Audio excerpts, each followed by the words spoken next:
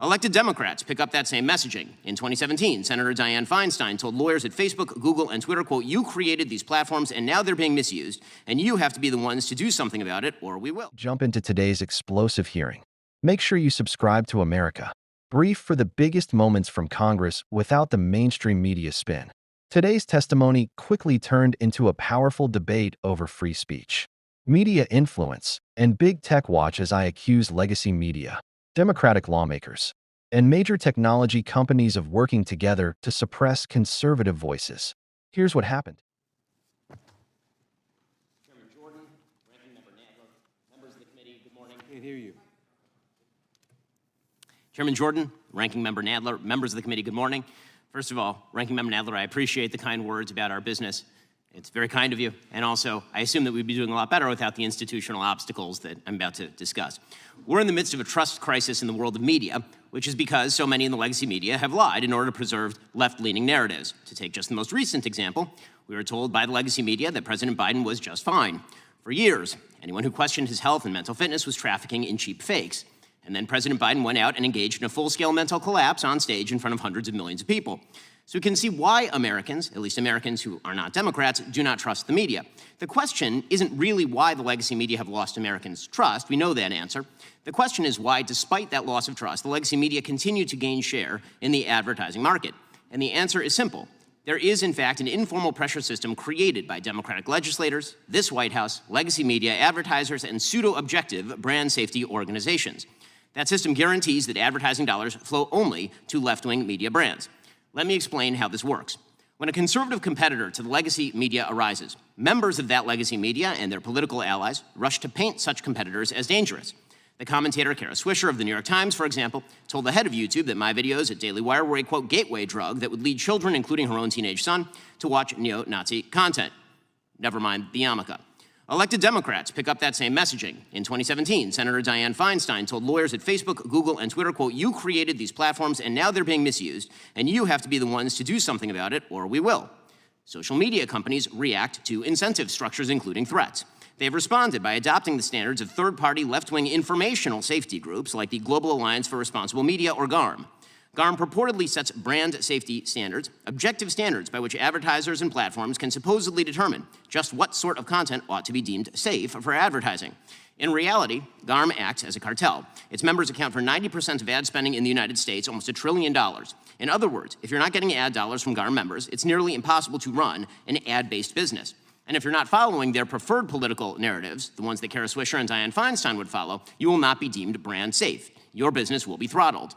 We at Daily Wire have experienced this firsthand. In 2017, after Senator Feinstein made her threats to bring the weight of government down on social media platforms, Daily Wire YouTube channel saw a 1,000% increase in content enforcements over a 2-year period. Since 2021, after Democrat officials further turned up the heat on social media companies, my personal Facebook page has seen an over 80% drop in impressions. Or take Joe Rogan. When Joe said that he had taken ivermectin after getting COVID, White House Press Secretary Jen Psaki pressured Spotify to take action, stating, quote, "We want every platform to be doing more to call out mis- and disinformation while also uplifting accurate information." Spotify complied. Spotify, of course, works with GARM. So, what are the brand safety standards that GARM uses? The standards begin with inarguable things that we've heard from the other witnesses, like preventing distribution of child sexual abuse material or stopping terrorism. But GARM doesn't draw the line at what is criminal, abusive, or dangerous. Their standards also include restrictions on hate speech, harassment, misinformation, or my personal favorite, insensitive, irresponsible, and harmful treatment of debated, sensitive social issues. Those criteria are highly subjective in theory, and they are purely partisan in practice. For example, last year, Daily Wire host Matt Walsh was fully demonetized on YouTube, a GARM member. Why? For quote-unquote misgendering, which to GARM is to say that men are not women. Perfectly obvious facts now run afoul of GARM's censorship standards. Companies targeted by GARM, like the Daily Wire, Breitbart, Fox News, and so many others, reach hundreds of millions of people with opinions and beliefs long established as within the mainstream of American conservative thought. GARM and its members have no respect for the beliefs of those people. They would like them marginalized or squashed. It's time to stand up for the First Amendment in this Congress. Congress can do so in 2 ways. First, Congress must investigate the informal and perhaps formal arrangements between censorship cartels like GARM and executive branch agencies. The Daily Wire has already filed a federal lawsuit against the State Department for allegedly doing just this. Second, Congress can itself stop engaging in violation of free speech principles. 2 weeks ago, writing in dissent in Murphy versus Missouri, Justice Alito condemned what he called sophisticated and coercive government campaigns against free speech. Members of this committee have engaged in precisely such campaigns. When Congressman Schiff speaks about targeting social media companies that must be, quote, pulled and dragged into this era of corporate responsibility because they are too tolerant of misinformation, he knows what he is doing. He is participating in a sophisticated coercive campaign against free speech. When Congresswoman Jayapal blames social media for placing America at the, quote, precipice of a democratic crisis and calls on them to target they deem hate groups, she also knows what she is doing. She is participating in a sophisticated coercive campaign against free speech. When Congressman Hank Johnson says, quote, we need a constitutional amendment to allow the legislature to control the so-called free speech rights of corporations, he also knows what he is doing. We all know what these government actors, what some people in this room, are doing. You're using the tacit threat of government action to compel private companies to throttle viewpoints you don't particularly like. The First Amendment was not designed to enable workarounds by elected officials. It was directed at Congress, at you, and you're abdicating your fundamental duty when you exert pressure on private companies to censor speech. Some in this room have been doing just that for years. We in the non-legacy media have been feeling the effects. In the name of the Constitution and in the name of democracy, this should stop. Thank you, Mr. Shapiro. We now recognize Professor Waller. Shapiro. And that testimony wasn't just a complaint about being treated unfairly. It was a direct, evidence-based case that a small group of legacy media outlets, advertisers, and government officials have built an informal system that decides which voices get to reach an audience and which ones get throttled into irrelevance. Think about what I actually laid out in that room. Almost $1 trillion in advertising spending is represented by members of a single group, GARM, which sets the standards for what counts as brand safe. If you don't play by their rules, and those rules include vague, subjective standards like insensitive treatment of debated social issues, your business gets starved of ad revenue. That's not a hypothetical. I gave the committee our own numbers.